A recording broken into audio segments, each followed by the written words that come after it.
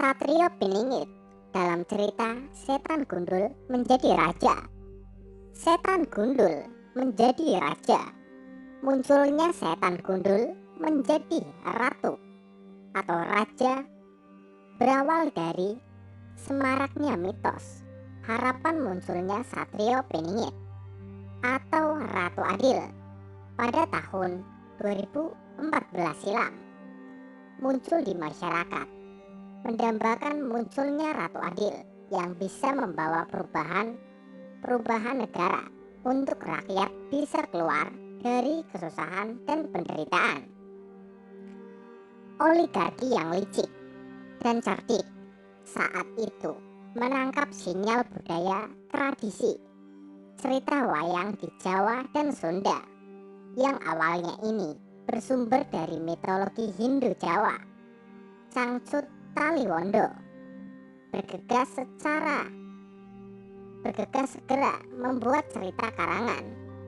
Cerita keluar dari pakem, memoles cerita untuk menghipnotis rakyat bahwa saat ini benar-benar akan lahir Satrio Piningit atau Ratu Adil yang akan menjadi raja yang sangat bijaksana.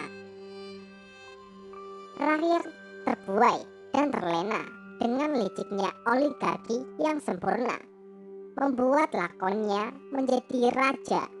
Tetapi yang muncul setan gundul yang menjadi raja.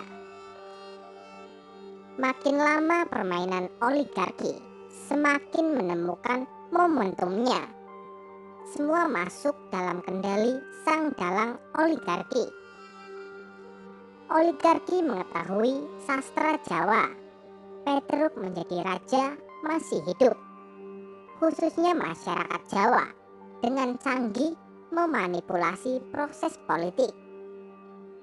Petruk jadi-jadian menjadi raja karangan tentang Ratu Adil, khususnya di masyarakat Jawa mendatang.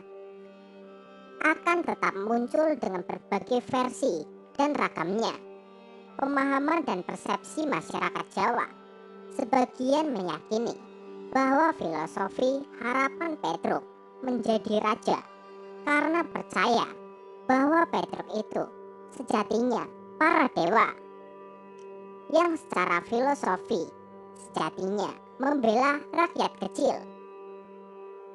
Artinya, jangan main-main dengan rakyat kecil.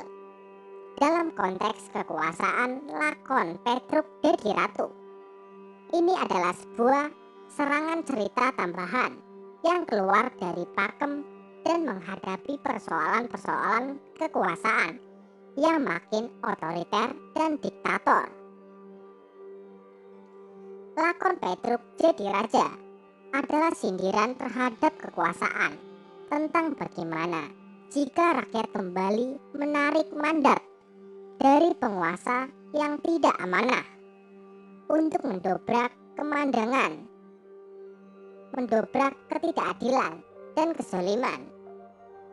Dalam konteks politik kiwari, misalnya dominasi oligarki mesti didobrak oleh rakyat agar kekuasaan tidak disalahgunakan dan hanya sebagai budak oligarki.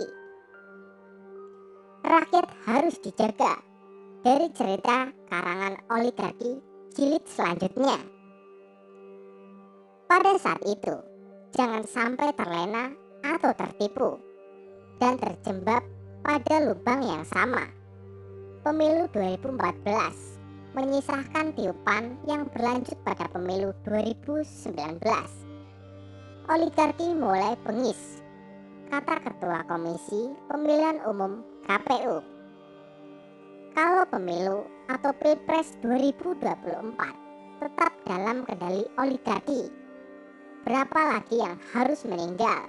Saatnya rakyat menggugat sebagai pemilik kedaulatan, turunkan setan gundul sebagai raja tata kembali negara ini. Sesuai amanah Undang-Undang Dasar 1945 yang asli agar negara bisa normal. Memburu waktu Jangan sampai negara ini hancur gara-gara raksasa oligarki. Satrio Piningit adalah seorang pemimpin yang akan menjadi penyelamat. Ia akan membawa keadilan dan kesejahteraan bagi masyarakatnya. Jayabaya selain seorang raja, juga seorang pujangga. Banyak ramalan yang sudah terbukti hingga saat ini. Dan salah satu ramalan yang belum terwujud adalah kemunculan Satrio Piningit. Siapakah Satrio Piningit itu yang dimaksud oleh Jayabaya? Saat ini masih menjadi teka-teki. Yang jelas, Jayabaya memberikan kriteria bahwa Satrio Piningit nanti adalah Ratu Adil. Rahayu, Rahayu, Rahayu.